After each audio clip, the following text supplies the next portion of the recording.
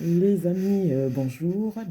Aujourd'hui, ce sera donc une vidéo sur le droit. Le sujet, faire appel d'un jugement civil ou pénal. Il est possible de faire rejuger donc une affaire pour laquelle une première décision a été rendue. L'affaire est alors examinée et rejugée par la cour d'appel. Toutes les parties prenantes donc, du procès, donc demandeurs, défendeurs, procureurs, peuvent faire appel. L'appel doit se faire dans certains délais.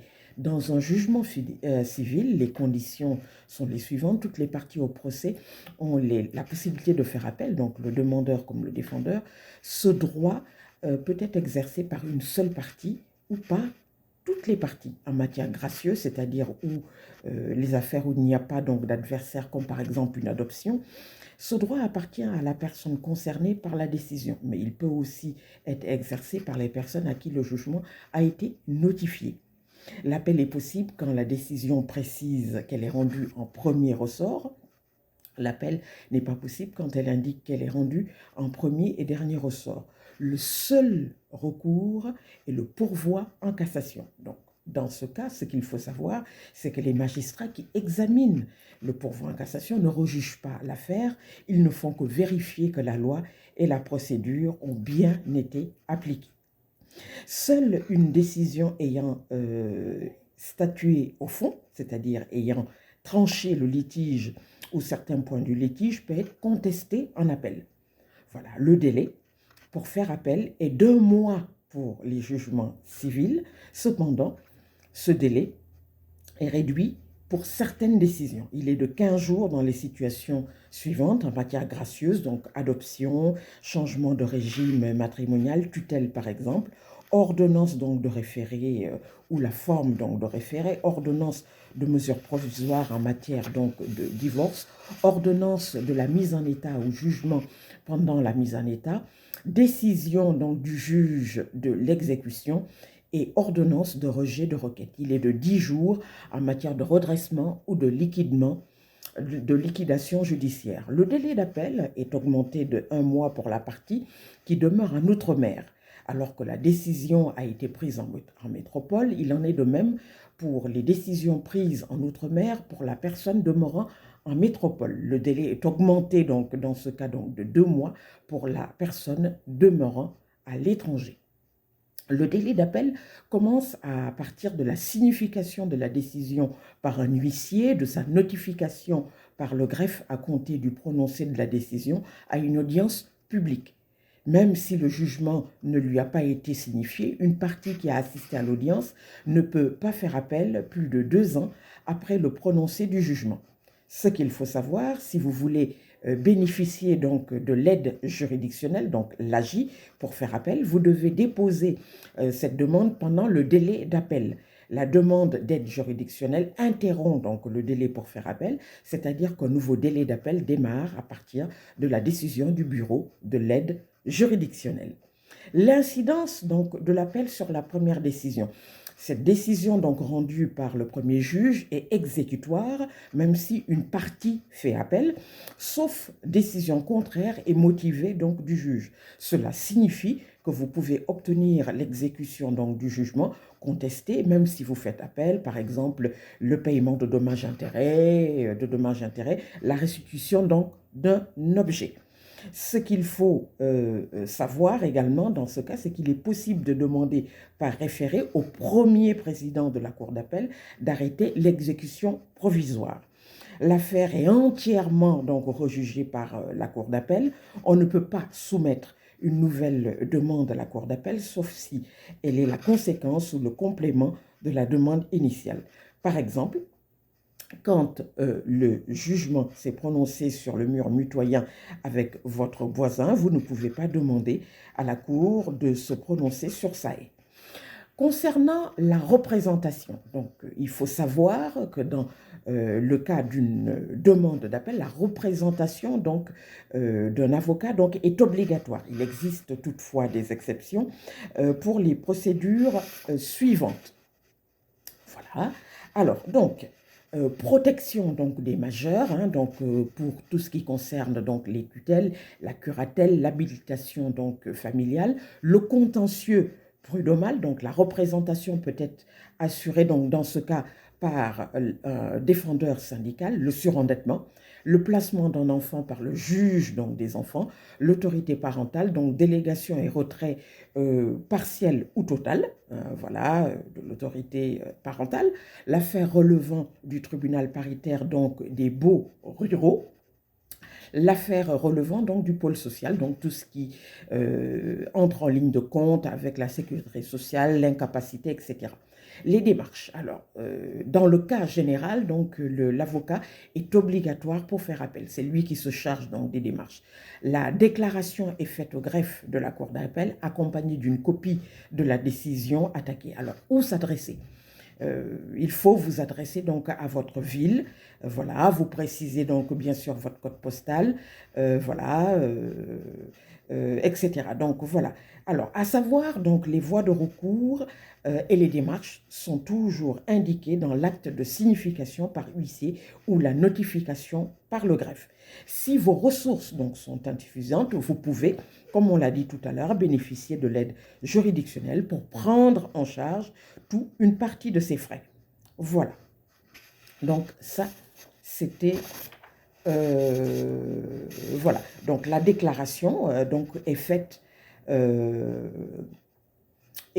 donc, au greffe du jugement, donc, du jugement des contentieux de la protection ou s'adresser voilà, au tribunal judiciaire. Voilà. Alors, donc, les voies de recours sont toujours indiquées donc l'acte de signification, comme on l'a dit, par huissier, hein, voilà, ou la notification par le greffe. Donc, dans ce cas, le recours à un avocat n'est pas obligatoire. Donc, vous pouvez remplir donc le formulaire CERFA numéro 15 774. Donc, le formulaire CERFA 15 774. Donc, dans le cas d'une déclaration d'appel au civil sans représentation obligatoire, vous êtes tenu de prendre le CERFA 157 15 774. Voilà, voilà, vous accédez donc au formulaire, etc. Alors, cette déclaration doit être faite au greffe de la cour d'appel. La cour d'appel compétente ne se trouve pas forcément donc, dans la même ville que le tribunal qui a rendu donc, le jugement initial. Dans ce cas, vous pouvez vous adresser donc, dans votre ville ou en mettant par exemple le code postal et vous aurez donc bien sûr une liste qui va vous suggérer donc, la cour d'appel donc, compétente. Voilà. Je donne donc un exemple. Donc, par exemple, un jugement qui a été rendu donc, dans la ville de Lille, ce sera donc la cour d'appel de Douai qui sera donc compétente. Alors, le coût. Toutes les parties à une procédure d'appel doivent payer un timbre fiscal d'un certain montant. Hein, voilà, donc d'un montant de 225 € dès lors que le recours à un avocat est obligatoire. Les bénéficiaires, bien entendu, de l'aide juridictionnelle sont dispensés donc de ce timbre, bien entendu, puisque ils sont pris en charge par le service de l'aide juridictionnelle. Donc, si vous souhaitez contester donc, la décision rendue en appel, vous devez donc introduire un pourvoi en cassation. Le pourvoi n'empêche pas l'exécution donc de la décision. Où s'adresser? Donc, c'est la cour de cassation. En cas d'appel abusif, donc, ce qui veut dire que le citoyen, bien sûr, est libre de faire des appels, mais il faudrait que ce soit, bien sûr, dans un cadre réglementaire, ne pas en abuser. En cas donc d'appel abusif, bien entendu, vous pouvez être condamné à une amende d'un montant donc maximal donc de 10 000 € et à verser en dommages et intérêts. Voilà. Dans le cas d'un jugement pénal, les conditions sont les suivantes. Toutes les décisions rendues par les juridictions pénales peuvent faire l'objet d'un appel. Le tribunal correctionnel, la cour d'assises, le juge d'instruction, le juge d'application des peines, l'appel peut porter surtout une partie donc de la décision. Voilà, si la décision a été rendue par défaut, c'est-à-dire que le prévenu donc est absent ou n'a pas eu connaissance donc de sa convocation, la voie de recours et l'opposition, l'affaire sera alors rejugée par le tribunal qui a prononcé la décision. Le délai d'appel est de 10 jours, il est de 1 mois si la personne réside hors de France métropolitaine. Le délai court, comme tout à l'heure, à partir donc du prononcé de la décision à l'audience. Si les parties n'étaient ni présentes ni représentées par un avocat, le délai court à compter de la signification ou la notification donc de la décision. En cas d'appel d'une des parties, les autres disposent d'un délai de 5 jours de plus pour faire appel. Les effets de l'appel, voilà, l'exécution donc du jugement est suspendue, la peine donc dans ce cas n'est pas mise en œuvre. Si l'appel porte donc sur les intérêts civils, ceux-ci ne peuvent pas être recouvrés, c'est-à-dire qu'on ne peut pas en obtenir le paiement. L'affaire est jugée par la cour d'appel. Si la personne est détenue, la détention donc peut être maintenue par le juge, il doit dans ce cas motiver donc sa décision, mais il est possible que la détention se fasse dans un établissement pour peine s'il offre les meilleures conditions de détention qu'une maison d'arrêt. Voilà. Les démarches. Donc, l'avocat n'est pas obligatoire pour faire appel. Toutes les parties peuvent faire appel, on l'a dit. Hein. Donc, le prévenu ou accusé, s'il s'agit donc d'un arrêt donc de la cour d'assises, la partie civile, donc l'avocat des parties, civilement responsable, le procureur de la République. L'appel est formé donc par déclaration au greffe du tribunal qui a rendu la décision donc au greffe de la maison d'arrêt si la personne est détenue, ou s'adresser, donc c'est le tribunal judiciaire, à savoir également la partie civile ne peut faire appel que sur les intérêts civils, c'est-à-dire qu'elle peut contester le montant des indemnités obtenues, mais pas la peine infligée à l'auteur donc des faits ou la relaxe.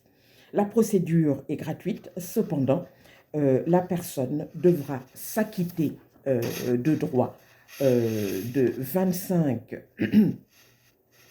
des frais, pardon, excusez-moi,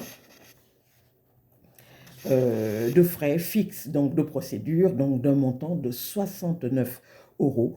Il est possible donc de contester donc cette décision de la cour d'appel en faisant un pourvoi en cassation. Les magistrats, comme on l'a dit hein, tout à l'heure, ils ne rejugent pas l'affaire, ils vérifient bien sûr que la loi a bien été appliquée, ils peuvent confirmer la décision ou ordonner qu'elle soit rejugée. Voilà les amis, j'espère que donc cette première vidéo sur le droit donc vous a plu. Donc il s'agissait donc de parler de comment faire appel d'un jugement civil et pénal. De temps en temps, j'en referai d'autres, je vous promets.